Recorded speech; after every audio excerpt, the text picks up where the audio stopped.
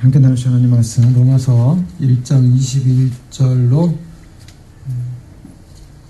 32절까지의 말씀인데요. 하나님의 영광을 떠난 인간의 실상이라는 제목으로 오늘 로마서 9번째 말씀 함께 나누기 원합니다. 로마서를 시작하자마자 사도 바울은 1장에서 본격적인 주제로 들어옵니다. 그것은 복음이 무엇인가에 관한 내용과 복음이 왜 필요한가, 또 바울은 이 복음을 전하기 위해서 조급했다라고 말하고 있습니다. 모든 사람에게 복음의 빛을 본인은 지고 있고 할 수만 있으면 단숨에 달려가서 이것을 전하기 원한다라는 것이 1장 서론 초반부에 나타났던 바울의 마음이었습니다.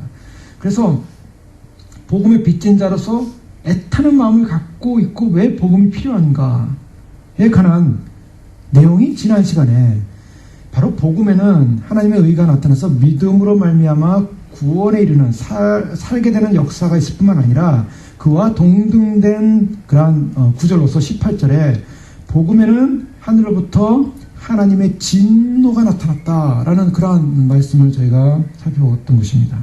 자, 하나님의 진노가 나타났기 때문에 결국 이 복음이 빨리 바르게 증거되어지고 알려져야 될 필요성에서 바울은 느끼고 있는 것입니다. 하나님의 진노가 나타났기 때문에 굉장히 심각한 상황이라는 것이죠. 물론 하나님의 진노가 나타났다라고 할 때 이 진노가 나타나는 개념을 우리는 종말론적으로 내세적으로 우리가 1차적으로 해석을 해볼 수가 있습니다. 하나님의 진노는 마지막 심판 때 임할 것이다. 백보자 심판에서 임할 것이다. 그러나 오늘 로마서를 쓰는 사도 바울의 마음속에는 또 사도 바울이 보는 현실은 하나님의 진노가 지금 임하고 있다는 것입니다. 바로 그것을 강조하고 있는 것입니다. 하나님의 진노가 지금 임하고 있기 때문에 지금 급하다는 것입니다.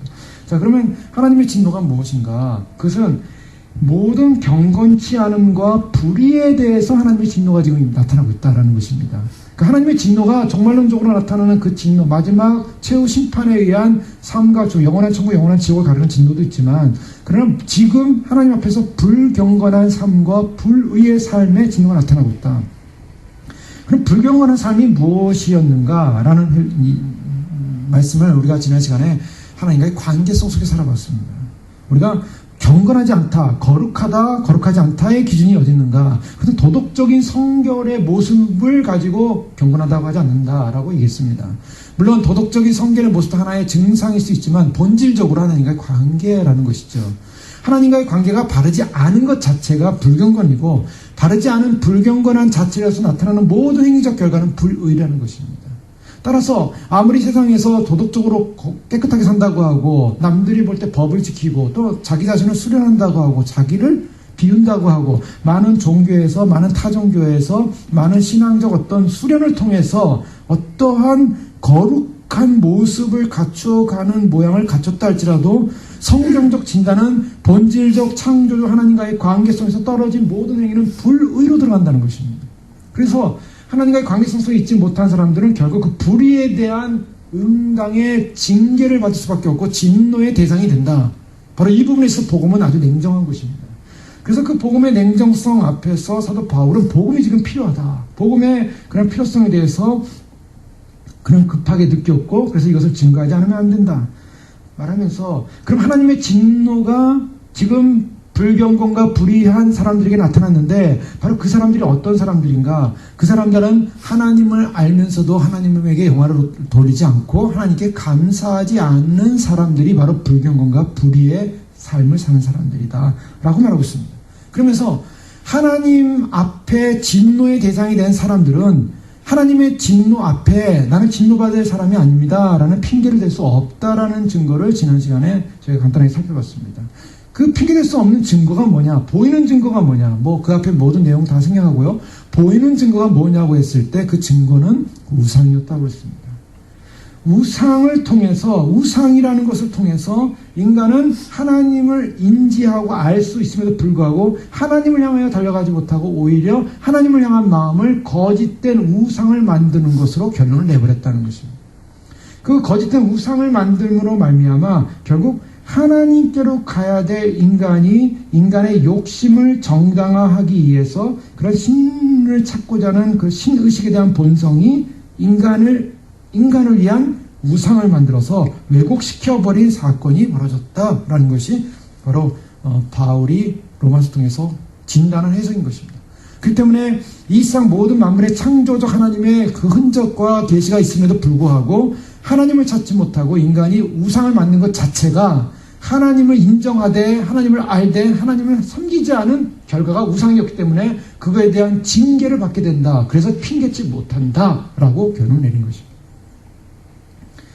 하나님께서 창조된 이 세상을 향해서 자신을 더럽게 만들고 또 자신을 하나님으로부터 분리시킨 사건. 그래서 21절 말씀에 이렇게 바울은 말하고 있습니다. 하나님을 알되 하나님을 영화롭게도 아니하며 감사하지도 아니하고 오히려 그 생각이 허망해지며 미련한 마음이 어두워졌다라고 말하고 있습니다. 하나님을 안다라고 얘기했습니다. 그러나 하나님을 영화롭게 아니하고 오히려 생각이 허망해졌고 마음이 어두워졌다. 그래서 무엇을 만들었냐? 23절 결론이 뭡니까? 썩어지지 아니하는 하나님의 영광을 썩어질 사람과 새와 짐승과 기어다니는 동물의 모양의 우상으로 바꾸었다. 하나님을 안 증거가 뭐냐? 하나님을 안 증거가 결국 뭐냐면 생각이 허망해지고 마음이 어두워지다 보니까 하나님을 높인 것이 아니라 우상을 만들었다는 것입니다. 우상을 만든 인간을 보고 인간들은 하나님을 아는 신의식이 있었음에도 불구하고 그것을 인간의 타락된 마음 때문에 허망한 생각 때문에 마음이 어두워졌기 때문에 결국 하나님이 만든 이 피조세계를 우상화시켰다는 거예요. 피조세계를 신격화시켰다는 것입니다. 바로 그것이 오늘 23절에 보면 순서대로 나와 있는데요. 하나님의 영광을 썩어질 사람과 새와 짐승과 기어다니는 동물로 만들었다. 자, 이것은 참 사도 바울이 굉장히 문학자라는 사실을 보여주고 있는데요. 굉장히 내러티브한 그런 설명하고 있는 것입니다. 창세기 1장에 보면 하나님께서 세상을 창조할 때, 피조세계를 창조할 때 창조한 그런 과정들이 나오고 있는데요. 특히 1장 22절에 보면 창세기 1장 22절에 하나님이 그들에게 복을 줘 가라사대 생육하고 번성하여 여러 바닷물에 충만하라 하고 새들도 땅에 번성하라 하시니라. 자, 새가 먼저 나와요.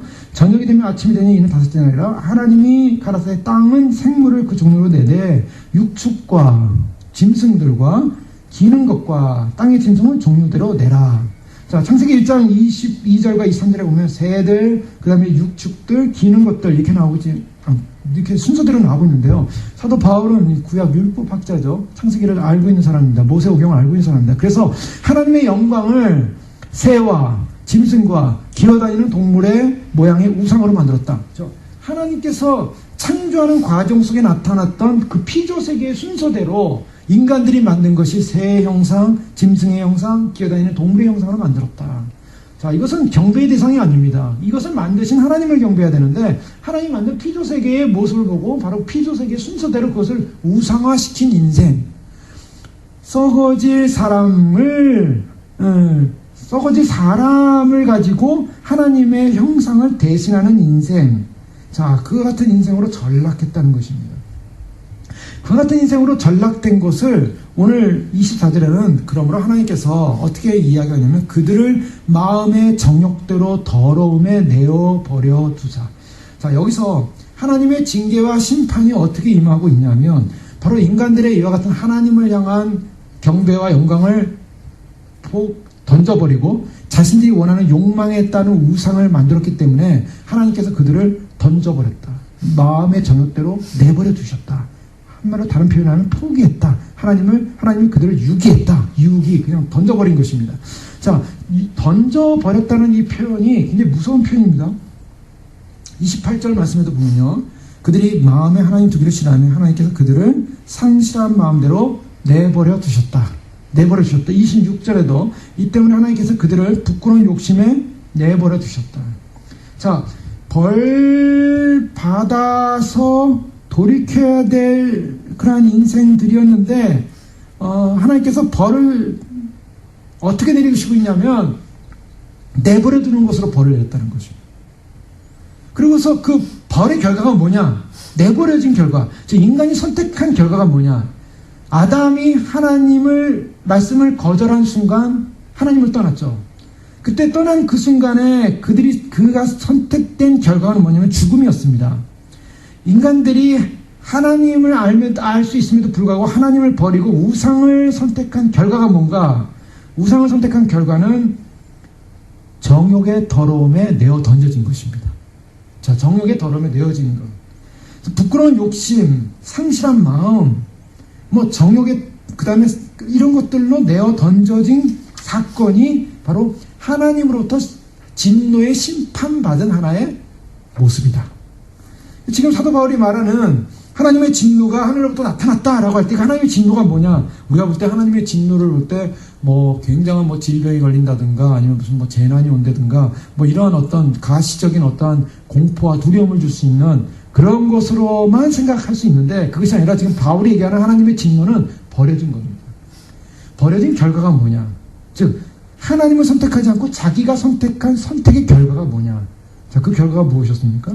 하나님 마음에 두기를 싫어하며 그 다음에 나타난 것이 상실한 마음대로 28절에 보면 두사 우리가 이제 로마서 1장에 나오는 죄의 목록이 한 21가지 이상 쭉 나오는데요. 모든 불의에 관한 얘기를 합니다. 수악, 탐욕, 악이 가득 찬 자요, 시기, 살인, 분쟁, 사기, 악독이 가득한 자요, 수군수군하느라 비방하는 자요. 자, 이것을 보면 세 가지 항목으로 나눠주는데요. 인간 존재 자체의 악입니다. 하나님께 버려진 자의 모양은 뭐냐?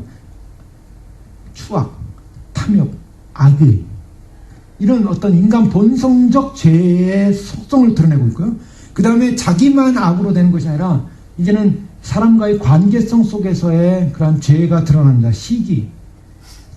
우리가 시기라는 것이 뭡니까? 사람과의 어떤 그 욕망으로 생기는 어떤 가치 비교가 올 때 시기가 오죠. 그래서 그냥 나와 전혀 상관이 없는 사람이면 상관이 없어요. 근데 나는 좀 알거나 관계 있는 사람과의 그런 그 비교에서 뭔가 비교에 우위를 당한다든가 비교에 그런 열등을 당한다든가 뭐 이러면서 오는 보이지 않는 시기들이 있어요. 인간 사회 속에서는. 그렇죠? 한국 속담에 뭐 사촌이 땅을 사면 배가 아프다고 하는데 남들이 땅 사는 건 무슨 상관이 있습니까? 중국 사람들이 제주도 땅을 뭐 거의 다 샀다는데 그거 우리는 별로 감각이 없어요. 그냥 중국 사람들한테 나라 뺏기나 뭐 이 정도 감각이지 배가 아프진 않아요. 근데 사촌이나 누가 제주 땅을 사샀다 그래 보십시오. 아는 사람이. 그러면 굉장히 배가 아플 수 있어요. 이게 아주 가까운 상태에서 오는 시기적인 어떤 비교 오이죠. 인간 안에는 이러한 그 상대, 우리 안에 있는 악으로 말미암아 시기가 생긴다. 이렇게 뭐 불의의 내용 가운데, 그 다음에 그 마음 속에 상대방을 미워하는 마음이나 이런 것들이 있을 때 살인, 분쟁, 사기, 악독이 가득한 자요, 수군수군한 자요. 이게 사회적인 어떤 관계성 속에 죄가 있다는 것이죠. 그리고 비방하고. 더 나아가서 하나님께서 미워하시는 자인데요. 그 다음에 나타나는 것이 뭐냐면 능욕하는 자요, 교만한 자요, 자랑한 자요, 악을 도모하는 자요, 부모를 거역하는 자요. 여기서 이제 더 나아가서는 이제 어떤 도덕적 파괴가 나옵니다. 그래서 심지어는 이제 부모를 거역한다, 우매하다, 배약한다, 무정하다, 무자비하다. 그래서 점점 사람이 어디까지 가냐면 이런 자기의 악만이 아니라 관계성 속에서의 죄악만이 아니라 사회성 속에서의 그러한 소위 말해서 윤리가 무너지고 무정한 시대가 오는 그런 죄악으로 드러났다. 자, 이것이 언제 시대에 일어났습니까? 로마 시대에 일어났습니다. 2000년 전에요. 근데 오늘날 이 시대에 있습니까? 이 시대 똑같습니다. 인간이 하나님께 유기되고 버림받은 결과는 무엇인가? 결국 인간이 하나님께 버림받은 결과는 하나님의 진노가 임한데 하나님의 진노가 임한 결과가 뭐냐? 이렇게 엄청나게 타락했다는 것입니다. 인간이 선택한 결과, 하나님을 선택하지 않고 인간이 우상을 선택한 결과, 하나님을 영화롭게 하고 하나님과의 관계성 속에 있지 못하고 인간 스스로가 인간이 만든 우상을 결정한 결과, 그 결과가 뭐냐? 그 결과는 바로 이와 같은 인간의 타락된 모습이라는 것입니다. 이와 같은 타락된 모습이 뭐냐? 이게 하나님의 진노가 지금 나타났다는 거야. 여러분, 이것이 하나님의 진노라고 느껴집니까? 이거 인간에 나타나는 본성 아닙니까? 인간이 살아가는 모습들 아닙니까? 그러나 이것이 하나님의 진노가 나타났다는 거예요. 이것이 무서운 사건이라는 것입니다. 사실. 무서운 사건. 자, 이거 왜 그런가? 사람이 이 땅을 살면서 지금 이건 살아있는 사람들 대상이에요. 사실 뭐 죽어서 지옥 간 사람, 형벌받아 지옥 간 사람들에 대해서는 뭐 이것이 그냥 그대로 지옥에 연결되어 있기 때문에 우리는 그 사람들을 잊어버렸습니다. 세상 떠난 사람들은 별 관심 없어요. 그러나 지금 살아있는 사람들, 지금 살아있는 우리들, 살아있는 로마에 있는 사람들, 살아있는 존재들을 향해서 그들이 지금 이러한 상태에 있다면 이 상태는 저주받고 지금 진노를 받고 있는 상황이라는 거예요. 인간이 이런 상태에 있다는 건 진노를 받고 있다는 거예요. 자, 우리가 이런 사람들을 볼 때 그 사람이 지금 진노받고 있다는 데 대한 어떤 안타까움이 있습니까? 이런 상태에 있는 사람이나 이런 상태에 있는 인간 존재에 대해서 하나님의 지금 진노를 받고 있구나, 내버려진 존재구나, 유기된 존재구나, 이 엄청난 불행한 존재구나라는 그런 안타까움이 우리에게 있냐는 거죠. 우리는 이와 같은 안타까움을 가질 수 있는 방법은 우리가 성경을 통해서 이 상태가, 이 인간의 타락된 상태가 이게 엄청난 하나님의 진노 가운데 있는 진노를 받은 상황이구나라는 걸 인식할 수 있어야 됩니다. 그러면 어떤 상황이어야 되는가? 의로운 상황, 하나님 앞에 구원받을 상황, 믿음의 상황으로 바뀌어야 한다는 거예요. 바뀌지 못한 하나님을 떠난 인생. 자, 사람이 멀쩡하게 살아가고 있어도요. 자, 멀쩡하게 살아도 겉모습은 사회적으로 성공할 수도 있습니다. 겉모습으로 보면 남들보다 굉장히 성공했다라는 어떤 이름을 가질 수 있어요. 물질로도, 권위로도, 명예로든. 그러나 그 사람 속에 뭐가 있냐는 거죠? 그 사람 속에 뭐가 있는가? 그 사람 속에 꿀로 가르쳤으면 꿀단지고요. 그게 그 사람 속에 간장으로 가르쳤으면 간장병이죠. 인간이. 겉으로는 멋있고 화려해도 그 속에 뭐가 있냐는 거예요. 그 속에 뭐가 있는가? 그 속에 더러운 죄악, 악과 시기와 불의와 추악과 탐욕과 의, 이런 모습들을 보면 그 사람은 어떤 사람이냐? 겉모양은 아무리 번지르한 사회적 성공이나 아니면 물질적 성공이나 아니면 사람한테 명예적 성공을 얻은 사람처럼 보이지만 그 속에 들어있는 게 뭐냐? 그 속에 들어있는 게 악이고 하나님의 진노의 내용들로 가득 차 있다면 그 진노의 그 껍데기는 그릇일 뿐이에요. 진노의 그릇일 뿐. 자, 인간이 마음 안에 무엇이 들어있는가? 사실은 하나님을 사람들이 믿지 않고 하나님을 떠나고 하나님을 영화롭게 하지 않고 하나님을 감사하지 않는 이유가 뭡니까? 하나님에 대해서 사람들이 거부하는 이유가 뭘까요? 인간의 본성적 이유. 그것은 하나님의 간섭을 받기 싫은 것입니다. 사실은. 하나님의 간섭. 그냥 내가 원하는 대로 살고 싶은 거예요. 내 뜻대로 살고 싶은 것입니다. 사람들에게서는 뭐냐면 좀 더 내 자유를 원해요. 내가 원하는 자유대로 살고 싶다. 내가 하고 싶은 대로 살고 싶다. 하고 싶은 욕망이 있다. 마지막 주님 오실 때가 되지 않았습니까? 라고 하면 사람들은 굉장히 기뻐해야 되는데요. 오늘 유튜브를 보니까 이런 걸 어떤 사람이 만들었더라고요. 크리스찬이면, 참된 크리스찬이면 주님 오심을 기뻐해야 할 텐데 왜 기뻐하지 않을까 하면서 찬양이 나오면서 이제 그런 상황, 오늘날 교회 상황을 이렇게 보여주는 모습이 있는데요. 상식적인 가장 기본적인 질문, 예수님 사랑하십니까? 예수님 귀로 거듭났습니까? 그걸 다 예하는 사람이 예수님 사랑하시면 예수님 오심을 기뻐하십니까? 예 해야 되는데 예라고는 말할 수 있지만 실제 마음속으로 기뻐하는가? 사람들은 주저한다고요? 왜 그런가? 내가 하고 싶은 대로 살고 싶은 거야. 교회를 다니면서도 신앙생활 가지고서도 믿음생활 한다고 하면서도 내가 하고 싶은 대로 살고 싶은데 주님이 간섭하면 싫은 거예요.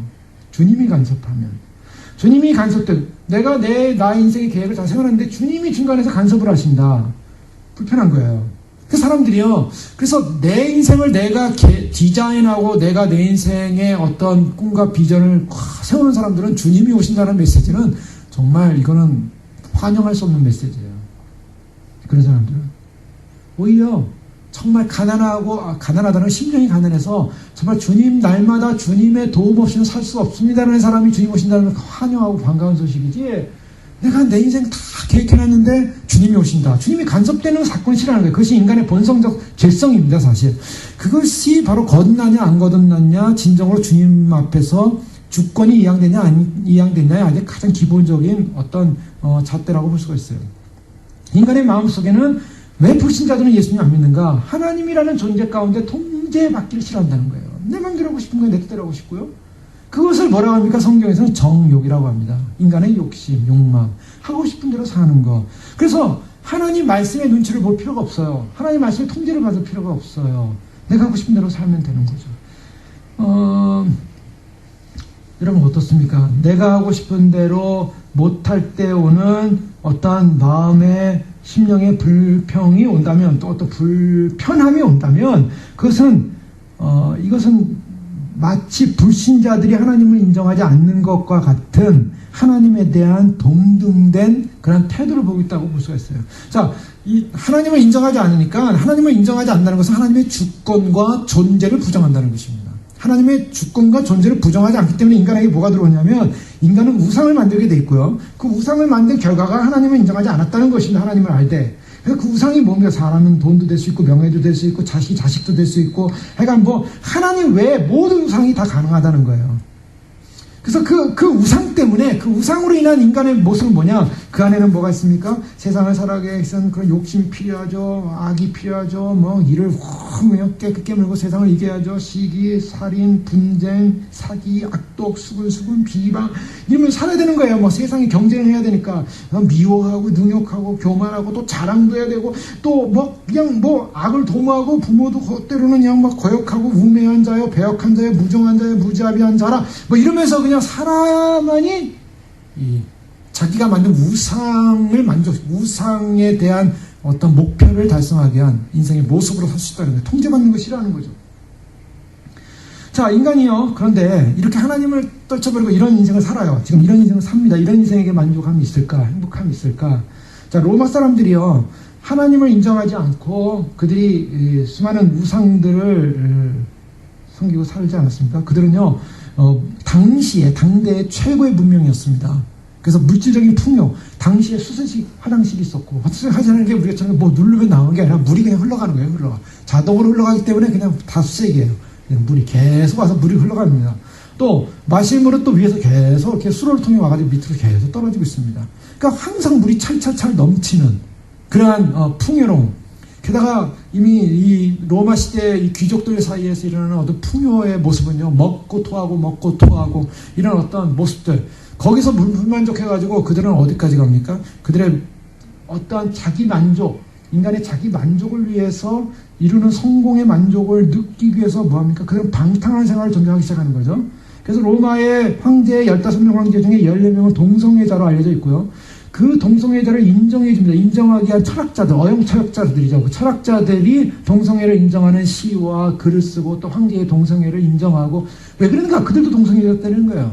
그들이 동성애자들이니까 그 동성애에 대한 황제들, 그 다음에 당시의 동성애는 다 큰 이성과 이성의, 다 큰 사람의 성인끼리의 동성이 아니라 그 아이들에 대한 동성이었다. 아이들을 갖다가 성적 학대를 하는 어떤 동성적 계명이었다. 그 때문에 오늘날의 동성애가 다르다. 사람들이 이렇게 항변돼요.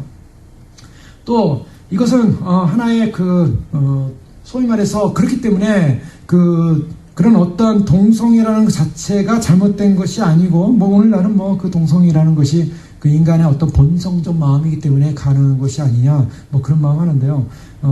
동성애자들이 주장하는 것이 뭐냐? 하나님은 모든 사람을 다 사랑한다. 그 때문에 이 사람으로서 대우를 해주자. 사람이기 때문에 존중받아야 되고 그 사람의 성적인 어떤 그런 성향에 대해서 인정해줘야 된다. 그 때문에 사람으로서 존중해주자. 그러니까 예수님도 가늠한 여인이 왔을 때 나도 너를 정죄하지 않겠다 하지 않았느냐? 그러니까 사람으로서 존중해주지 않겠느냐? 근데 그 다음에 따라오는 말이 있죠. 다시는 가서 죄를 짓지 말라. 그 여인의 그 죄에 대한 포용이 아니라 용서요. 그 다음에 다시는 죄를 짓지 말라. 자, 그런 이제 말을 갖다 생략을 해버리죠, 사람들은. 그리고 사람으로서 인정하자라고 할 때 그 사람으로서 인정한다는 것 자체는 인본주의예요.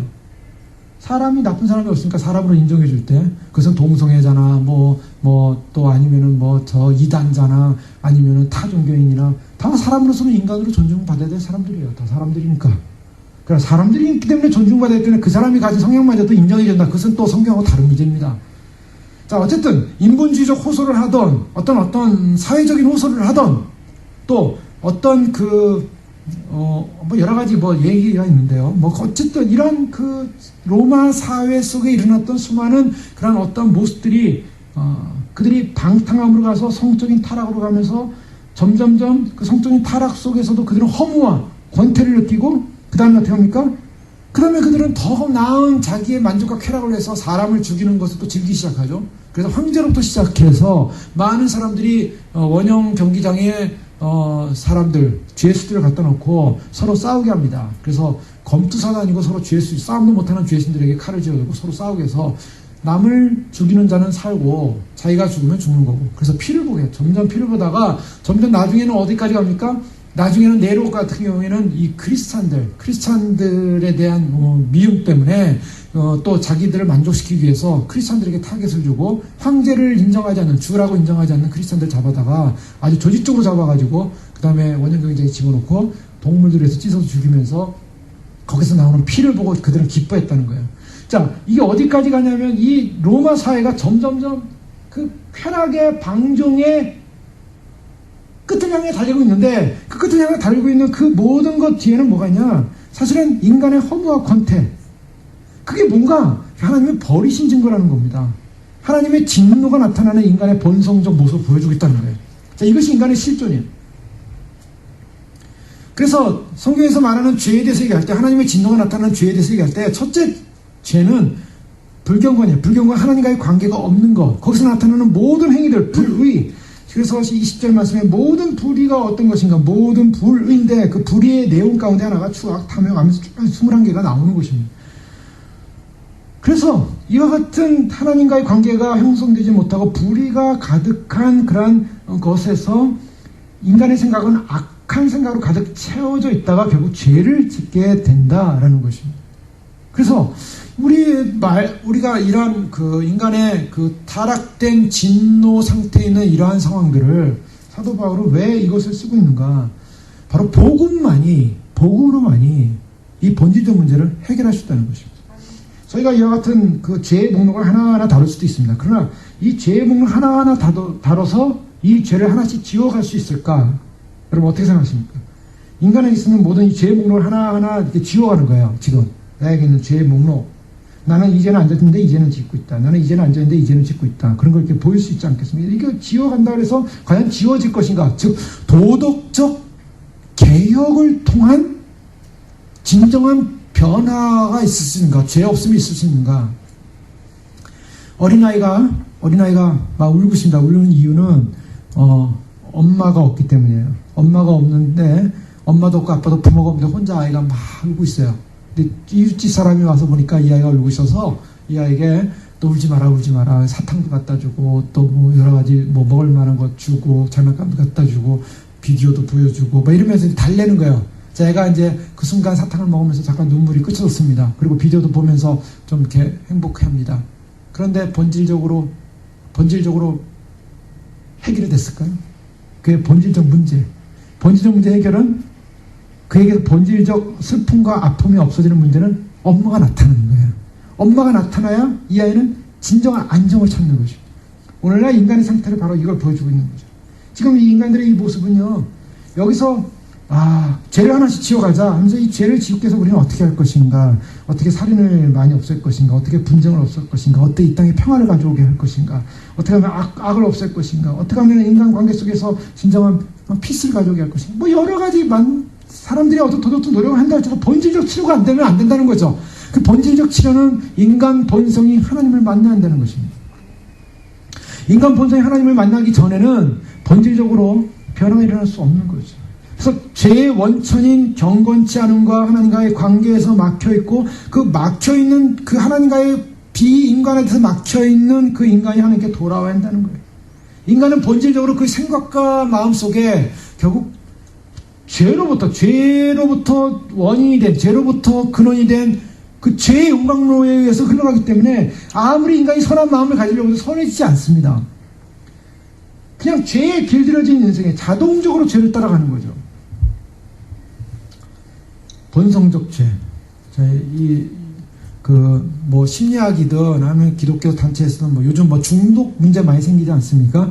요즘은 중독자 치료 학교라는 게 많이 생겨요. 왜냐? 현대인에게서 이 중독된 문제, 중독의 문제 굉장히 심각하기 때문입니다. 중독하면 뭐가 생각하겠습니까? 인터넷 중독, 당장 드러나죠. 인터넷에 사람들이 그냥 인터넷 안 하면 안 돼요. 요즘은 핸드폰 중독. 핸드폰 안 가지는 사람이 없고 이것을 안 만지면 안 되고 안 보면 안 되고 불안해하고 심지어는 한국 애들한테 핸드폰을 뺏으면 엄마를 죽여버리겠다. 아빠를 죽여버리겠다. 이럴 정도로 아이들이 막 폭력적으로 부모님한테 막 대드는 상황이에요. 그 정도로 중독이 돼 있어요. 그리고 인터넷도 안 보면 안 되는 세대, 그걸 통제하고 필요한 만큼 볼 수 있으면 되는데 전부 이런 사람들의 마음속에 그게 잘 안 되는 거예요. 한국에서 한때 대도라 그래가지고 어떤 큰 부잣집만 이렇게 그 도둑질했던 분이 있죠. 조 씨라고 이 신문에 나온 분이 있는데 그분이 75세 나이에 감옥에 갔다 와서 크리스찬이 돼가지고 선한 이제 믿음의 삶을 살고 선교회를 하려고 하다가 돈이 없어가지고 그래가지고 대도답지 않게 어느 조그만 집을 털다가 걸렸어요. 그래서 신문에 났어요. 대도가 아니다 소도다 뭐 이런데 그 사람이 만들었는 얘기죠. 왜 그랬는가? 그냥 뭐 그 CCTV를 돌려버리고 그 다음에 유리창을 깨고 들어가는데 유리창을 그냥 있는 대로 세게 때려가지고 유장창창창 소리가 나니까 동네 사람이 놀라가지고 봤다는 거예요. 보니까 누가 거기 들어가더라는 거예요. 그래서 신고가 잡혔거든요. 저 대도가 왜 저러냐. 그런데 75세 왜 당신은 그랬습니까? 그랬더니 3천만 원의 선교비를 운영할 돈이 없어서 고심 끝에 이 돈을 훔치기로 결정했다는 거예요. 자, 교도 생활을 오랫동안 하고 나온 사람이에요. 그 사람이 유명한 게 뭐냐면 옛날 무슨 뭐 청와대 경비 뭐 실장의 집을 들어갔는데 뭐 한 벽면이 전부 다 금덩어리였다는 거예요. 자기가 이상하게 태어나서 그런 집을 본 적이 없다는 거예요. 많은 집을 이렇게 훔치러 들어갔는데 전부. 그래서 금덩어리가 그냥 그 벽에 가득한 걸 보고 저 집을 타격해서 또 몇 년 후에 또 들어갔더니 그때는 금덩어리가 없어지고 물방울 다이아몬드가 있더라. 그래가지고 물방울 다이아몬드로 유명한 사람이죠. 근데 왜 그 사람이 크리스찬이 되고 교도가 돼서 소위 말해서 개심을 하고 그래서 선교회를 운영하려고 했던 사람이 왜 도둑질을 할 수밖에 없습니까? 자, 그게 뭔가? 인간 안에 있는 본성적 그 끊을 수 없는 그 죄의 문제, 어떤 죄의 중독의 문제죠. 중독의 문제라는 것은 죄라는 것이 머리가 통제가 안 되고 중독이라는 것이 습관이 돼서 왔을 때 몸이 견디지 못하는 것입니다. 그래서 그걸 꼭 해야만이 어떠한 그 자기의 어떤 삶의 방법의 루트, 그걸 뚫게 되는 거죠. 그래서 그것을 끊어야 되는데 끊지 못하는 거예요. 어떤 사람들은 술을 먹는 사람, 술을 끊어야 되는데 못 피죠. 못 끊죠. 담배 끊어야 되는데 못 끊습니다. 쾌락, 유의, 세상연락, 뭐 도박하는 사람, 뭐 수많은 중독들이 있어요. 제가 예전에 목회할 때 원로 목사님이 이런 얘기 해주시더라고요. 어느 목사님께서 이 미국에 오셔서 이민교회를 하시는데 이 미국가 너무 좋은 거예요. 그리고 한국에서 못 해본 이제 여러 가지 문화생활을 누리다가 낚시에 이게 딱 삘이 꽂히셨대요. 그래가지고 그냥 낚시를 얼마나 좋아하는지 시간만 되면 낚시를 가는 거예요. 어느 날도 새벽같이 일어나가지고 그냥 낚시 가방 메고서 갔다는 겁니다. 갔는데 가서 신나게 낚시를 하고 왔는데 와서 보니까 교회가 난리가 났어요. 왜? 그날이 주일이었다는 거예요. 주일날 그 당시에는 이제 핸드폰이 없고 그러니까 연락이 안 되게 목사님이 사라졌는데 아침에 새벽같이 이분은 이날이 토요일인 줄 알고 갔다 왔다는 거예요. 실제 그 사건이 있었습니다. 그래서 그 얘기를 해주시길래 야, 그 얼마나 충격적인 사건이야. 자, 이게 뭔가 우리 가운데 인간 안에 있는 인간의 마음속에 있는 일단 어떤 인간은 본질적으로 그런 하나님을 향해서 가야 할 인간이 하나님을 향해서 가지 못했을 때 오는 이런 여러 증상들이 인간 사회에서는 그냥 꽉 차 있다. 바로 이것이 바로 오늘 28절에 보여주는 바로 그 증거라는 거예요. 하나님을 떠난 인생. 그러니까 뭐냐? 이거 방법이 뭐냐? 이 방법이 뭐냐? 자, 인간의 몸 안에는 여러 그 면역체계가 있지 않습니까? 근데 죄라는 면역체계가 딱 바이러스가 들어왔을 때 어떤 상황이 벌어져? 어떤 증상? 죄라는 바이러스가 들어왔을 때 이것을 갖다가 제거할 수 있는 면역력이 필요합니다. 그 면역력. 그 면역체계가 강해야만이 우리가 죄를 이기잖아요. 그리고 병을 이기잖아요. 면역력이 약해지면은 안 된다고요. 지금 오늘 이 하나님 앞에서 우리가 진정한 이런 모든 하나님의 진노의 증상들을 떨쳐버릴 수 있고 진정으로 우리가 하나님께서 원하시는 존재로서 삶의 가치성을 높일 수 있고 변화될 수 있는 것이 뭔가? 그것은 사실은 하나님의 복음 외에는 없다는 것입니다. 하나님의 말씀으로 우리 자신이 자꾸 생각이 돼야 되고 하나님 말씀으로 채워져야 되고 하나님 말씀의 능력으로 우리가 무장되지 않으면요 계속으로 들어오는 죄의 질병에 우리는 면역을 감당할 수가 없는 거죠. 면역체계가 약해버리니까 자꾸 이 죄의 요소들이 들어올 때 하나님 앞에 나가지 못하고 하나님을 알매도 불구하고 하나님을 영화롭게 못하는 인생, 그러니까 하나님 앞에 간사치 못하는 인생, 하나님께 나가지 못하는 인생을 어떻게 바꿀 것인가? 그것을 어떻게 바꿀 것인가? 자, 수많은 그 인간의 어떤 그런 욕망들. 자, 오늘 말씀해 보면요. 24절에 그러므로 하나님께서 그들을 마음의 정욕대로 더러움에 내버려 두사. 지금 사람들이요. 무슨 전쟁이 나고 무슨 뭐 자연재해가 나고 무슨 어려움이 생기고 뭐 이래야만이 하나님의 징계를 받는 게 아니라 그냥 버려진 상태. 바로 이러한 모습으로 버려진 인생의 상태. 이게 하나님의 진노가 임한 상황인데 이렇게 버려짐으로 말하면 어떤 결과가 나타났는가? 그들의 몸을 서로 욕되게 하였다. 몸을 서로 욕되게 하였다. 자, 이 몸을 욕되게 했다는 이 표현을 통해서 우리가 무엇을 잠깐 생각해 보고 싶냐면 사람의 몸이 얼마나 중요할까? 사람의 몸이 중요합니까? 안 중요합니까? 우리는 우리의 영혼만 중요해.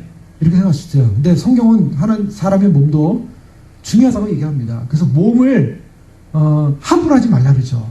함부로 하지 말라 합니다. 그 몸을 죄의 도구로 들이지 말라 그래요.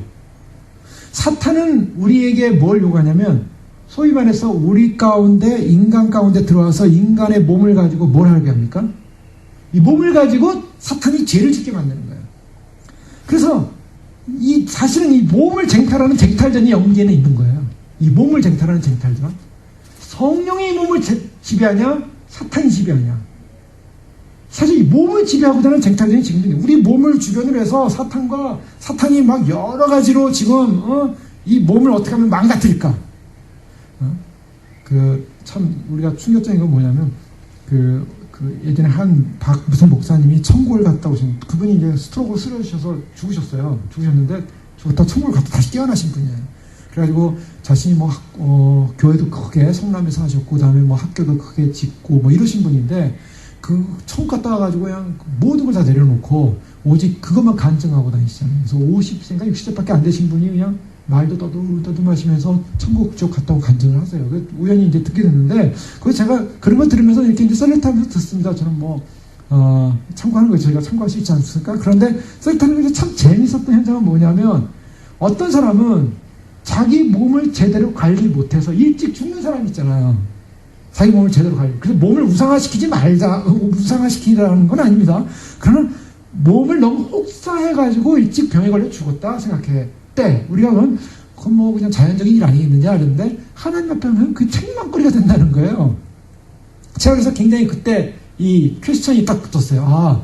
하나님의 관점에서 볼 때 우리는 인간의 몸이라는 건 하나의 그냥 이건 잠깐 우리가 이 땅에 쓰는 도구니까 이거 좀 많이 쓰다가 망가지면 망가지는 거지. 이 정도로 이렇게 생각할 수 있잖아요. 신앙이 이제 좀 이렇게 많이 깊어지다 보면 몸이라는 건 좀 이렇게 학대해도 우리가 영적을 향해 달려가면 되지 않겠는가? 그랬는데 실제로 하나님의 영광을 위해서 이 땅에 살 수 있는 시간이 예를 들면 10년이었는데 너무 학대가지고 5년밖에 못 살고 죽었다. 그럴 경우에 하나님 앞에서 그것도 하나의 책망거리가 된다. 이런 얘기를 들을 때 몸의 가치성이 어디 있을까? 하나님 앞에서 우리가 사는 몸의 가치성이 과연 얼마나 될까? 근데 가만히 생각해 보면 성경에서는 우리의 몸을 하나님이 기뻐하시는 거룩한 산제사로 너희를 드리라. 몸을 드려요. 몸을 드려요. 이 육체 바디를 드리라는 거예요. 근데 이 바디가 드려지기 위해서는 어떻게 우리 안에 뭐가 채워져야 됩니까? 성령의 은혜와 성령의 감동이 안에 채워져야 되는데 여기 오늘 말씀해 보니까 그러므로 하나님께서 그들을 마음의 정욕대로 더러움에 내버려 두사 그들의 몸을 서로 욕되겠다.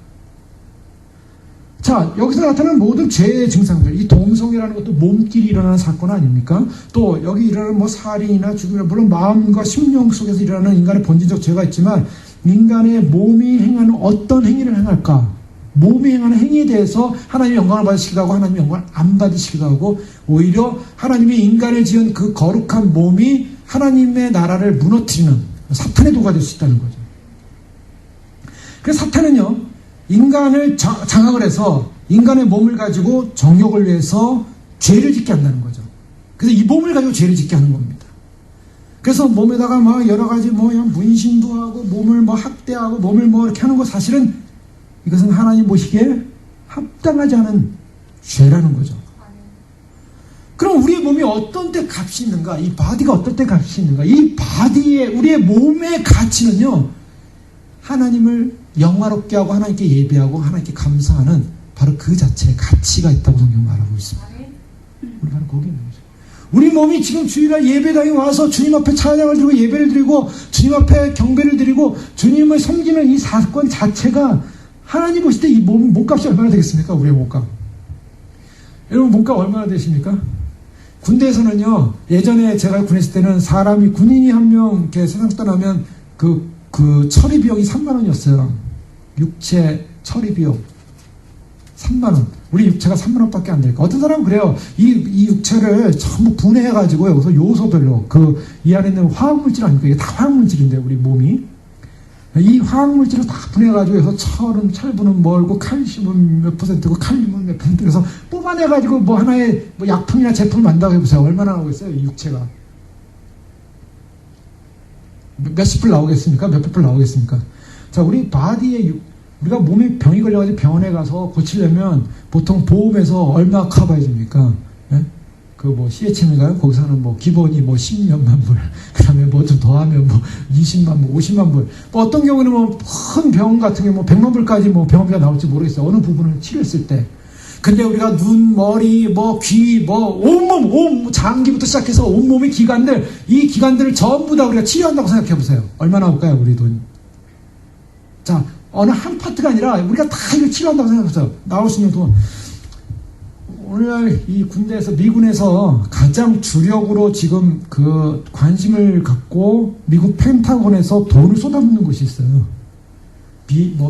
비행기 만들고 뭐 미사일 만들고 하는 이것보다 더 엄청난 돈을 쏟아붓는데 30조 원. 우리나라 한국 돈으로 30조 원인데요. 30조 원을 펜타곤에서 쏟아붓고 있는 것이 국방 로봇입니다. 그래서 미국이 로봇이 제일 발달되어 있는데요. 그래서 아프가니스탄 공격할 때도 이 무인기가 가서 350회인가 폭격을 하고 4대 떨어졌는데 아주 중요한 시작 다 포격했대요. 미국의 지금 작전은 사람이 가서 위험해서 죽을 수 있는 곳은 전부 다 로봇으로 바꾼다. 이제 이 시스템이에요. 그래가지고 이라크전이나 이런 때도 전부 다 이제 로봇이 가서 많이 일을 하는데 이 미래 전투 체제를 미국 CDARPA라는 국방고등방위연구소라는 곳에서 로봇 공학을 가지고 로봇을 만드는 거예요. 근데 이 로봇 프로젝트가 보통 30조 원, 지금 펜타곤에서 하는 게 30조 원이라고 하는데, 자, 사람처럼 움직이고 지능을 갖고 무슨 일을 할 수 있는 기계덩어리 만드는데 30조 원이 들어가요. 인간은 어떨까요? 인간의 이 두뇌, 인간의 보는 시력, 인간의 감각, 느낌. 자, 우리는 어떤 존재일까요? 자, 여기서 제가 말씀을 준비하면서 우리 몸이라는 것이 굉장히 가치 있는 몸이구나, 이거. 이게 그냥 값싼 몸이 아니라는 거예요.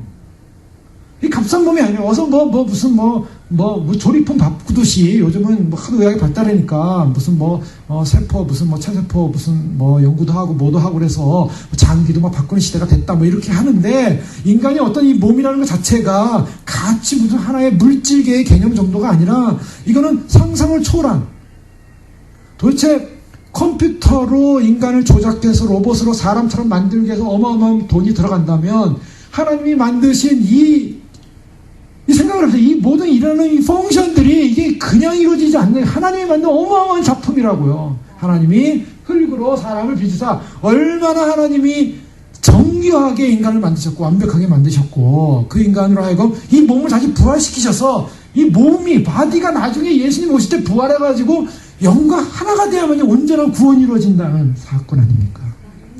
반드시 구원에 필요한 것이 바디라, 몸이라고요. 근데 이런 가치 있는 몸을, 어마어마하게 비싼 몸을 인간이 뭘 하기 시작했냐면 이걸 가지고 망가뜨리기 시작했다는 거죠. 그래서 하나님을 영화롭게 하게 해서 지어진 몸을 가지고 자기의 정욕을 위해서 사용되어지는 것, 그 안에 뭐가 들어가 있습니까? 그 몸 안에 바로 이와 같은 수많은 죄의 목록이 다 들어가 있는 거예요. 인간이 하나님을 버림으로 말미암아 온 사건입니다. 이게 저주받은, 하나님이 진노받은 인생이라는 거예요. 인간의 마음속에 상대적 진리가 왔어요. 오늘날의 철학은 뭡니까? 오늘날의 철학은 옛날에는 실존주의였고 또 인본주의였어요. 그러나 오늘날의 철학은 포스트 모더니즘으로 왔죠. 포스트 모더니즘이라는 것은 바로 이 모던의 이후, 즉 진리가 없는 시대, 절대적 진리가 없는 시대, 성경이, 우리는 바이블이 절대적 진리라고 믿습니다. 하나님 말씀이라고 믿어요.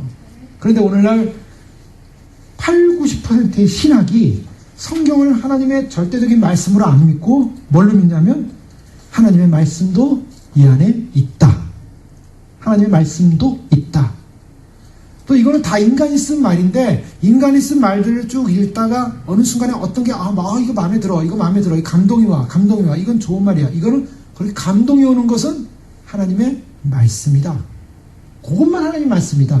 자유주의, 신정통주의, 이게 지금 오늘날 신학의 80~90%의 성경 해석관입니다. 그렇기 때문에 죄를 해석할 때, 동성애를 해석한다든가 여기 나오는 죄의 목록을 해석할 때 이것도 인간적 차원에서 해석이 가능한 것이다.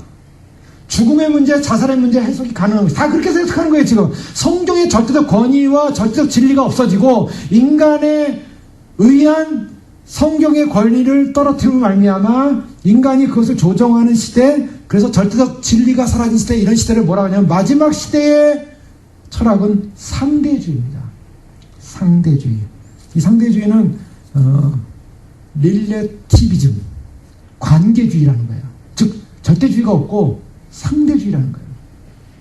상대주의이기 때문에 25절에 뭐라고 하냐면 이는 그들이 하나님의 진리를 거짓 것으로 바꿨다.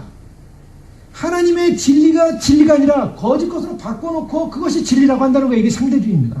그래서 나타나는 것이 23절에 그들은 이 같은 일을 행하는 자는 사형에 해당한다고 하나님께서 정하심을 알고도 자기들만 행할 뿐 아니라 또한 이런 일을 행하는 자를 옳다 하느니라. 뭐가 옳은 거예요? 성경에서는 이거와 같은 하나님께 영광 돌리지 못하는 인생은 틀린 거라고 했는데, 그런데 이 틀린 인생이어야 되는데, 죄인이어야 되는데, 오히려 죄를 짓고 있는 사람들이 우리는 죄인이 아니다 라고 얘기하고 있다는 거예요. 맞다, 틀리지 않다라고 얘기하고 있다는 거예요. 오늘 이 시대입니다. 오늘날 동성애 맞습니까? 안 맞습니까? 오늘날 법에 의하면 맞아야 돼요. 성경에 의하면 틀리는 겁니다. 틀려야 되는데, 틀림을 이야기해야 되는데, 예를 들면 그것이 틀려야 되는데 사람들은 그와 같은 일을 행하는 사람이 옳다 하느니라. 그것을 상대주의화된 세상이 됐다는 거예요. 데살로니가서 2장 10절 이하에 불의의 모든 속임으로 멸망하는 자들에게 이 말이니 이는 저희가 진리의 사랑을 받지 아니하여 구원함을 얻지 못함이니라. 이러므로 하나님의 유혹을 저의 가운데 역사하게 하사 거짓 것을 믿게 하심은 진리를 믿지 않고 불의를 좋아하는 모든 자로 심판을 받게 하심이라. 진리를 못 믿게 하고 결국 거짓 것을 믿게 하는 사건은 뭐냐? 불의를 좋아하는 모든 자로 심판받게 하기 위해서. 이게 지금 심판받는다는 사실이에요. 이 사람들이 심판의 대상이라는 것입니다. 이 창조 질서와 역행에서 인간이 결국 인간 스스로 몸마저도 하나님의 영광을 위한 존재로서의 몸으로 사용하지 못하고 있는 타락화된 존재. 왜 그런가? 하나님을 떠난 사람은 이렇게 타락의 길을 건다는 거예요. 하나님의 길을 떠난, 하나님에 대한 만족과 하나님에 대한 평안과 하나님으로부터 오는 관계성을 떠난 사람은 반드시 자기가 뭔가를 추구하는 그런 가치성을 향하여 계속 그런 어떤 만족을 추구하다가 나중에 어디로 갑니까? 죽음으로 간다는 거예요. 한국은 어디까지 지금 요즘 신문 나오고 아주 무슨 동성애만이 아니라 무슨 스와핑이니 이런 것들이 막 그냥 사람들한테 퍼져가지고요. 나중에는 그것들을 막 환멸을 일으킨 사람들이 막 신고를 한다 그러고 이 죄의 문제. 우리가 보통 뉴스에서 보는 죄의 토픽들이 뭐냐? 다 이런 거야, 전부. 사람들이 놀래죠. 저럴 수가 있나, 이런 세상이 말세냐, 이렇게 얘기하는데, 사실은 성경보다 더 정확하게 보도하는 보도기관은 없어요. 성경에, 오늘 말씀에, 인간의 이 뉴스, 인간의 세상 뉴스를 지금 보도합니다. 바울이. 뭐라고 한답니까? 여기 다 나와 있어요. 성경은 진리를 보도하고 그 진리가 이것이 잘못됐다라고 이렇게 얘기를 하고 있는데, 이렇게 잘못됐다고 얘기하고 있는데 사람들은 아니다, 옳다, 괜찮다. 그래서 27절에 뭐라고 하냐면요, 마지막 부분에 그들의 그릇됨에 상당한 보응을 그들 자신이 받았느니라. 그들의 그릇됨이라고 말하고 있어요. 그들의 그릇됨. 이것은 물론 앞에 동성애적 사건을 얘기하고 있지만 죄악의 본질적 사건을 말합니다. 죄악의 본질적 사건을 그릇됨이라고 말하고 있는데, 이 그릇됨은 유다서 11장에 나오는 소위 화가 있을 진짜 이 사람들이요. 가인의 길에 행하였으며 삭슬 위하여 발람의 어그러진 길로 몰려갔으며 고라의 폐역을 쫓아 멸망을 받았다. 자, 어떤 사람이 화 있는 사람들이냐? 가인의 길에 선 사람, 발람의 어그러진 길을 간 사람. 발람의 어그러진 길은 뭡니까? 발람이 이스라엘을 저주하기 위해서 발락 왕, 모압 왕 발락의 부탁을 받아서 이스라엘 3번 저주를 하다가 3번 축복하는 사건이 일어나죠. 근데 그래서 미안해가지고 발람이 돌아가면서 그 모압 왕에게 뭐라 알려줬습니까? 이스라엘을 무너뜨리는 방법. 저들을 바알 신전에서 음행을 행하게 해가지고 하나님 앞에 음행을 행해서 우상 숭배를 행하는 그곳에서 타락시켜라. 그러면 이스라엘은 멸망할 것이다. 하나님이 저들을 멸망시킬 것이다. 결국 뭔가 인간들은 그릇됨, 그들의 그릇됨이 뭔가 발람의 꾀에 넘어간 자들이라는 거예요. 발람의 꾀에 넘어가서 하나님을 대적한 행위를 한 자들. 인간의 욕망과 인간의 상실된 마음을 가지고 하나님 앞에서 비열함과 어리석음으로 살아가는 자들. 그들은 스스로 지혜 있다 하나 그런 지혜를 잃어버렸고요. 그들은 총명을 잃어버렸고요. 그들은 하나님의 진리를 거짓 것으로 바꾸고 피조물을 조물주보다 더 경배하고, 피조물을 조물주보다, 오늘날 젊은 애들 가운데 뭐 아이돌이니 뭐 이런 얘기 많이 나오잖아요. 그게 다 우상화시키는, 사람을 우상화시키는 인생들, 사람을 갖다가 신격화시키는 인생들. 자, 이 모든 그런 이와 같은 인간의 육체적 몸의 타락과 마음과 심령 속에 사로잡혀 있는 이런 타락된 증거들에 대해서 성경은 뭐라고 하냐면, 성경은 누차이 이와 같은 것들은 하나님 나라에 나를 들어갈 수 없는 심판의 대상이요 징계의 대상이다. 고린도서 6장 9절 이하에 보면, 불의한 자가 하나님 나라를 유업으로 받지 못할 줄 알지 못하느냐. 미혹을 받지 말라. 음란한 자나 우상 숭배하는 자나 간음하는 자나 탐색하는 자나 남색하는 자나 도적이나 탐남하는 자나 술 취하는 자나 후욕하는 자나 토색하는 자들은 하나님의 나라를 유업으로 받지 못하리라. 갈라디아 5장 19절 말씀도 여전히 같습니다. 골로새 3장 5절 말씀에도 그러므로 땅에 있는 지체를 죽이라. 음란과 부정과 사욕과 악한 정욕과 탐심 우상 숭배입니다. 인간 개인 안에 또 사람들과의 타인과의 관계 안에서 가정과 사회 공동체 안에서 일어나는 이와 같은 사건들의 본질은 결국 아담이 선악과를 따먹으면 죽는다는 이야기를 듣고 그것을 알았음에도 하나님을 거절한 사건. 오늘날 죄의 사건은 인간 본성 자체가 하나님을 알고 하나님께서 인간의 양심에 하지 말라라고 하는데도 불구하고 그것을 거절함으로 오는 사건들. 불신과 반역과 불의의 행동으로 결국에는 인간이 무서운 하나님의 심판을 인식함에도 불구하고 심판을 무시해버리고 그 인식을 무시해버리는 거예요. 하나님을 무시한 사건. 그 사건이 바로 이 결과다. 그러니 하나님을 무시한 인생이 결국 당하는 이 모습을 보면서 제가 사도 바울이 하고 싶은 말은, 결론은 그럼 뭔가? 이런 상태인데 그럼 결론은 뭔가? 복음인데 복음이 뭔가? 복음은 하나님과의 관계회복이에요. 결론은 거기로 갑니다. 그래서 그 관계회복을 나타내는 가장 아름다운 예가 예수님께서 말씀하신 누가복음 15장에 나오는 탕자의 비유예요. 누가복음 15장 11절에 보면, 또 이르시되 어떤 사람에게 두 아들이 있는데 그 둘째가 아버지가 말하되 아버지의 재산 중에 내게 돌아올 분깃을 내게 주소서 하는지라. 아버지가 그 살림을 가끗 나눠주었더니 그 며칠이 안 되어 둘째 아들이 재물을 다 모아가지고 먼 나라에 가서 호랑방탕하여 그 재산을 낭비했다. 자, 여기서 보면요, 인간이 하나님을 떠나는 과정을 표현하고 있어요. 하나님의 재산을 가지고, 하나님의 재산을 모아가지고 먼 나라 갔대요. 먼 나라 갔다는 개념이 뭡니까? 통치를 받기를 거절했다는 거예요. 아버지의 통제, 아버지의 아들로서의 그런 그 나라 안에 통제를 받기를 거절하고 자유하기 원했다는 거예요. 인간의 본성의 죄는 하나님을 거절하고 내가 자유하고 싶은 거예요. 내 뜻대로 하고 싶은 거예요. 내 뜻대로 살기라. 자유를 선포하고 떠났어요. 근데 거기서 결론은 뭐예요? 허랑방탕 재산 다 낭비했다. 자, 뭡니까? 하나님을 떠난 인생에게는 뭐가 오냐면 결국에는 그것이 자유로서 행복할 것 같지만 자유가 아니라 완전한 소위 말해서 거지가 되는 게 거지. 거지로서의 삶을 경험하게 된다는 것입니다. 자, 인간은 지금 하나님을 떠나서 어떤 모습이냐, 어떤 하나님의 진노를 경험해가지고요, 완전히 지금 무너진, 완전히 인생이 무너진, 그 가치성이 무너진, 그 몸값이 완전히 무너진, 완전히 엉망이 된 그런 인생이 되어버렸다는 거예요. 다 없앤 후 그날에 크게 흉년이 들어서 비로소 궁핍한지라 가서 그 나라 백성 중 한 사람에게 붙여 사니 그가 그를 들로 보내어 돼지를 치게 하고 돼지 먹는 쥐연 열매로 배를 채우고자 하되 주는 자가 없느니라. 돼지가 먹는 밥도 없어서 굶고 있게 되는 인간의 실존. 자, 여기서 17절에 이제 놀라운 전환이 일어납니다. 이에 스스로 돌이켜 이르되 내 아버지에게는 양식이 풍족한 품꾼이 얼마나 많은가 나는 여기서 줄여주느라. 자, 여기서 이제 인간의 실존이에요. 인간의 실존이 어디까지 가냐면 죽는 단계, 줄여 죽는 단계.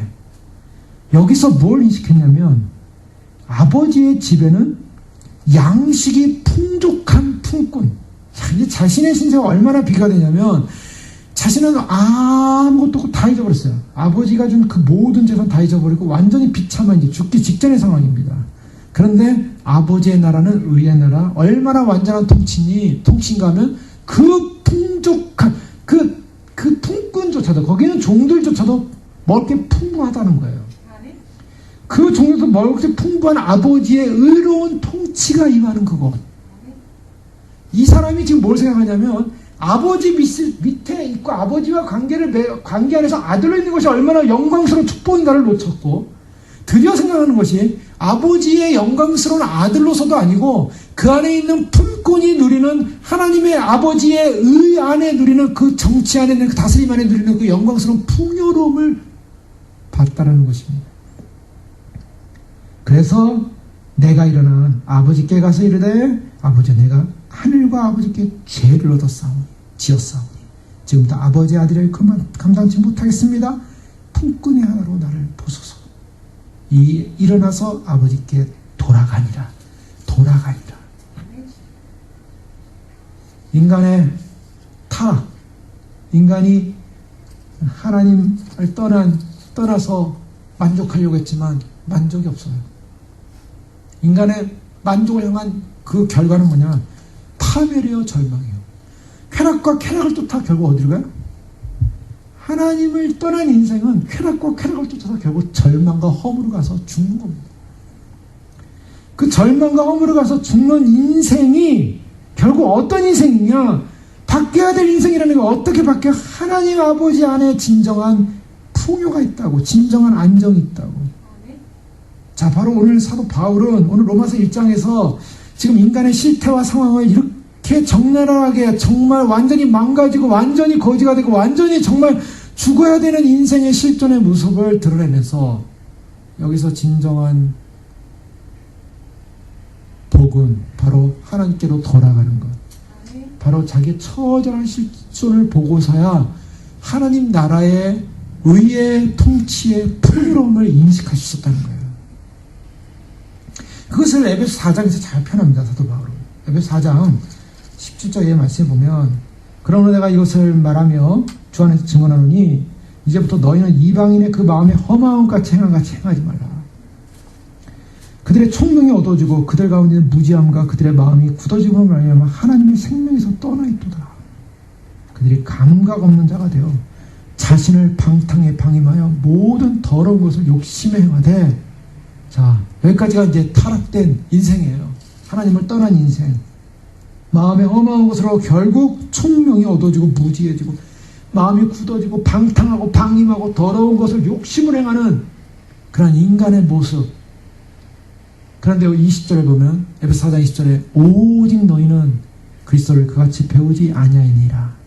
진리가 예수 안에 있는 것 같이 너희가 참으로 그에게서 듣고 또한 그 안에서 가르침을 받았을 텐데 너희는 유혹의 욕심을 따라 썩어져가는 구습을 따르는 옛사람을 벗어버리고 오직 너희의 심령이 새롭게 되어 하나님을 따라 의와 진리의 거룩함으로 지으심을 받은 새 사람을 입으라.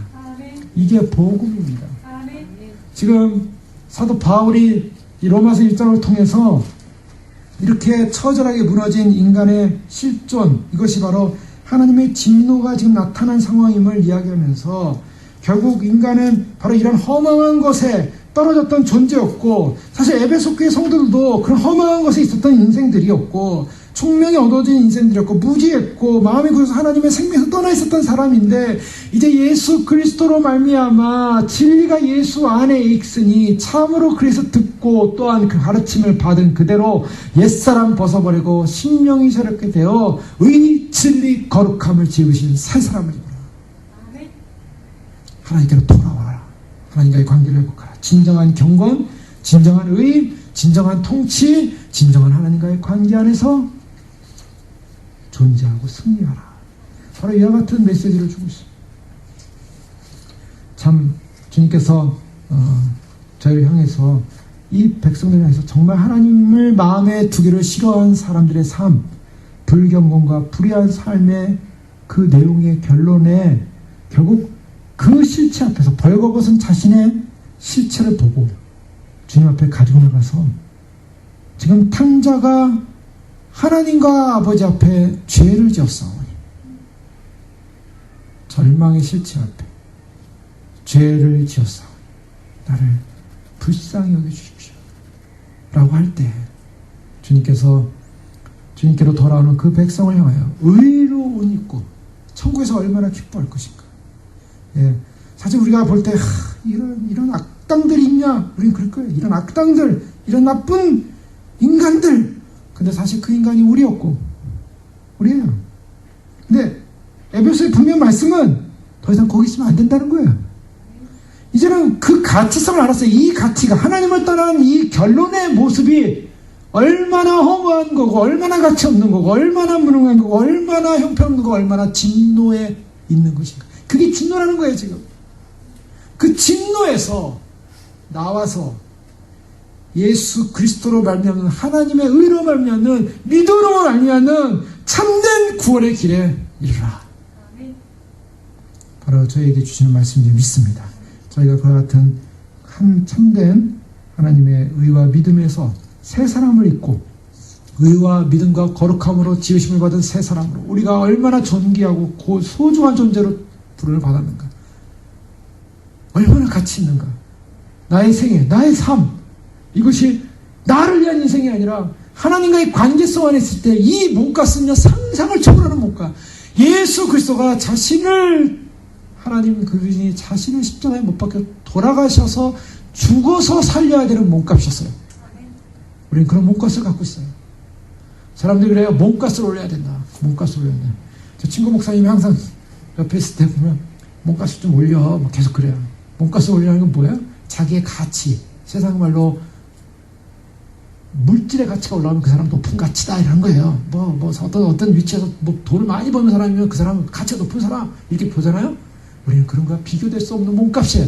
세상과 비교될 수 없는 몸값이에요. 이 몸이요 하나님이 우리를 구원한 새로운 새 생명의 몸값. 이것이 영원히 하나님을 찬양하고 영원히 하나님을 기뻐하고 하나님 우리에게 이 생명 주신 이 은혜 거룩한 의의 백성으로 주님 오신 날까지 깨끗하게 보존되는 저희들 되시 주의 이름으로 축원합니다. 기도하겠습니다. 시험 기도할 때 하나님 우리가 얼마나 소중한 몸으로 붙들어 주셨는지 하나님을 잃어버리자 그 몸은 타락했고 하나님을 잃어버리자 그 몸은 죄를 짓기 시작했고 하나님을 잃어버리자 그 몸에 담는 것은 온갖 더러운 추악들이었습니다. 주님이 우리 안에 담겨져 올 때 주님이 우리 안에 충만할 때 우리 안에 우리를 유혹하고 넘어오는 수많은 죄의 바이러스들을 생명의 진리의 말씀이 다 제거하고 의와 거룩함과 진리로 옷 입은 너무나 소중하고 아름다운 존재 우리의 몸이 의의 예복을 입고 그날 주님과 함께 빛날 날 얼마나 아름답게 빛나겠습니까? 얼마나 소중하겠습니까? 얼마나 거룩하겠습니까? 얼마나 도저히 이상 가치와 이상 물질로도 어떤 것으로도 이 지구와도 비교될 수 없는 소중한 몸값을 우리에게 주님 허락하여 주셨습니다. 망가뜨리지 않고 버리지 않고 믿음으로 말미암아 예수 그리스도로 말미암아 얻은 이 영광스러운 이에게 생명에게 주님 그렇습니다. 진노 아래 있었던 우리가 하나님의 의로 말미암아 믿음으로 구원에 이르는 참 백성이 되었습니다. 사람들 아직도 이 세상 속에 그리스도를 거절한 채 자기의 자유를 누리고 살기를 원하지만 그들은 하나님의 진노 가운데 지금 있음을 알지 못하고 있습니다. 저대로 가면 그대로 진노예요. 그대로 그 진노의 결과는 하나님을 잃은 자의 결과는 영원한 하나님과의 불이요 지옥이요. 주님, 우리를 거룩한 의의 대상으로 생명의 대상으로 불러주신 것 다시 한번 감사합니다. 열심히 주님의 영광과 나라를 위하여 우리 몸과 마음, 삶, 그래서 하나님께 영광 돌리는 인생으로 저희가 그렇게 살기를 원하고 저희가 그렇게 드려지길 원하고 그렇게 영광 돌리길 원합니다. 받아주시옵소서. 함께 기도하겠습니다. 할렐루야. 아버지 하나님 감사합니다. 주님께서 우리를 불러주시고 주의 나와 주의 영광과 주의 뜻과 주의 생명과 주의 소망을 달려가게 하시니 감사합니다. 아버지 하나님 참으로 주님께서 우리 향하여 아버지 하나님 부르신 아버지가 얼마나 큰 사랑이신지 얼마나 큰 위대한 영광이신지 주님 오시는 영광의 날까지 우리가 어떻게 주님을 위해 살아가겠습니까? 어떻게 주님의 나라를 위해 살아가겠습니까? 아버지 하나님 우리 안에 있는 수많은 인간의 인생의 죄악들 아버지 하나님 참으로 주님께서 우리에게 주신 거룩한 영광의 몸을 가지고 저 앞에 영광 돌리며 아버지 하나님 저 앞에 믿음으로 살며 말씀으로 살며 진리로 살며 복음대로 살며 하나님의 이름을 위하여 살아갈 수 있는 그런 믿음의 생을 도와주십시오. 아버지 하나님 참으로 주님께서 우리에게 주신 그 시간들 동안 아버지 하나님 그 생명들을 통하여 아버지 하나님 순간순간 진리의 영으로 말씀의 영으로 진리의 영으로 아버지 하나님 참으로 주님 아버지 하나님 주님께서 아버지 하나님 참으로 이끌어 주셔서 아버지 하나님 저희가 아버지 믿음 안에서 말씀 안에서 진리 안에서 생명 안에서 구원 안에서 참된 주님을 경배하며 주님을 소망하며 주님을 위하여 살아갈 수 있는 아버지 인생들 되어지게 하여 주시옵소서. 우리의 참으로 주님 우리가 주님께서 부르신 이 몸 이 육체 아버지 하나님 육체가 태어나면서 저에게 삶의 기회가 있었고 이 육체가 존재하면서 이 땅에서 호흡할 수 있는 기회가 있었고 아버지 우리의 육체가 살면서 아버지 하나님 참으로 주님의 영광과 나라를 위해 살 수 있는 아버지 하나님 그 기회가 있었습니다. 놓치지 않게 하시고 아버지 하나님 믿음으로 살게 하시고 말씀으로 살게 하시고 아버지 주님 오시는 영광의 날 우리의 몸과 영과 혼이 온전히 아버지 하나님 부활하여서 아버지 하나님 참으로 주님을 맞이할 수 있는 귀한 믿음의 승리자들 생명의 승리자들 될 수 있도록 하나님의 저희를 축복하시고 인도하여 주시옵소서. 아버지 하나님 죄악의 주님 앞에서 자유를 선언하고 주님 앞에서 참으로 하나님을 인정하지 않고 주님 앞에서 주님을 떠난 인생으로서 살아가는 것이 아니라 아버지 하나님 참으로 주님 그런 불쌍한 인생이 아니라 탕자처럼 아버지 하나님 참으로 주님 인생의 가장 비극적인 하나님을 떠나 하나님의 통치를 떠나 살았던 인생이 이제 하나님 안에서 돌아올 때 하나님 주시는 그 영광의 기쁨이 얼마나 위대했는지 아버지 하나님 참으로 주님 아버지 하나님 주님 안에서 아버지 하나님 참된 인생이 주 앞에 돌아오는 길이 얼마나 참으로 복되고 소중한 건지 아버지 하나님 본질적 주님과의 관계성에서 아버지 하나님 참으로 거룩함과 정결함과 하나님과의 거룩함과 그 경건함을 살지 못한다면 우리는 아버지 하나님 주님 안에서 참된 아버지 하나님 주님을 통해서 아버지 하나님 저희를 끌어주시고 아버지 하나님 우리를 거룩한 대로 가장 소중한 인대로 가장 아버지 하나님 주님의 영광을 위해 살아가시는 거룩한 인대로 우리를 부르시사오니 그 거룩한 삶을 살 수 있는 하나님 축복하여 주시고 주님 감사합니다. 하나님 바울이 볼 때 이 세상 사람들 너무나 복음이 필요하고 지금 하나님의 진노가 머무르고 있고 나타나는 줄 알지 못한 채 살아가는 인간의 타락된 어두워진 무지해진 그들은 총무 있고 지혜 있다나 무지한 자요 무식한 자들이요 깨닫지 못하고 알지 못하고 하나님께 나아감이 없이 자기의 자유와 자기의 만족을 살려고 선언했던 인간의 본성 자체가 가져온 결과는 타락이요 번종이요 무너짐이요 죄로 말미암아 온갖 세상의 죄를 다 뒤집어쓰고 지옥으로 살고 있는 인생들인데 주님이 만드신 거룩한 몸을 자기의 정욕대로 내어버린 인생들이 아니라 주님 그들에게 진정한 예수 그리스도의 복음을 통하여서 아버지 하나님 그들에게 복음이 필요했기에 그 복음이 정말 급했기에 그 복음으로 말미암아 하나님께 영광 돌리는 거룩한 몸으로 거룩한 하나님의 사람으로 태어나길 원하는 주님의 말씀을 저희가 받게 하시니 감사합니다.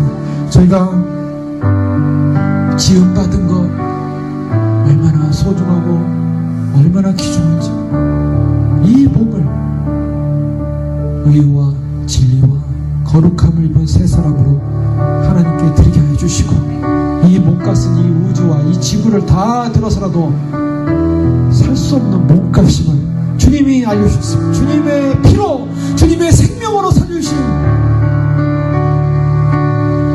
이 생명의 은혜, 이 생명의 연장선상에서 주님 오시는 날까지 주님을 섬기며 주님 오실 때 우리의 썩을 육체이지만 그러나 육체가 영광스러운 믿음의 삶을 본질로 한 육체가 이제는 거룩한 영원히 썩지 않을 주님 참으로 주님이 변형시켜준 그 몸으로 변형되어 우리의 영과 혼과 몸이 주 앞에 온전히 보존되어져 주님을 맞이할 수 있도록 주님 지켜주시고 인도하여 주시옵소서. 주님 그렇게 믿음으로 우리 안에 우리 육체 안에 우리의 생각 안에 우리의 마음 안에 하나님의 사랑과 의와 하나님의 생명과 하나님의 거룩함과 하나님을 존경함과 하나님을 주로 모심과 하나님을 왕으로 예비함과 하나님을 향한 복종과 하나님을 향한 헌신과 하나님의 사랑과 하나님의 믿음으로 가득 차서 어떤 세속적 죄의 바이러스도 접근할 수 없고 우리를 공격할 수 없고 그러한 영적인 믿음의 승리로 말미암아 거룩한 성령의 능력으로 말미암아 죄의 부분을 이기고 주님 앞에서 거룩한 의의 사람들로 주님 오시는 영광의 날까지 승리할 수 있도록 축복하여 주시옵소서. 할렐루야. 찬양합니다. 성령으로 충만케 하시고 말씀을 치고 우리의 생각을 사로잡으시고 우리의 삶을 사로잡으시고 우리의 모든 삶의 습관과 삶의 모든 내용을 사로잡아 주시옵소서. 예수 그리스도 이름으로 감사하며 기도 올려옵나이다.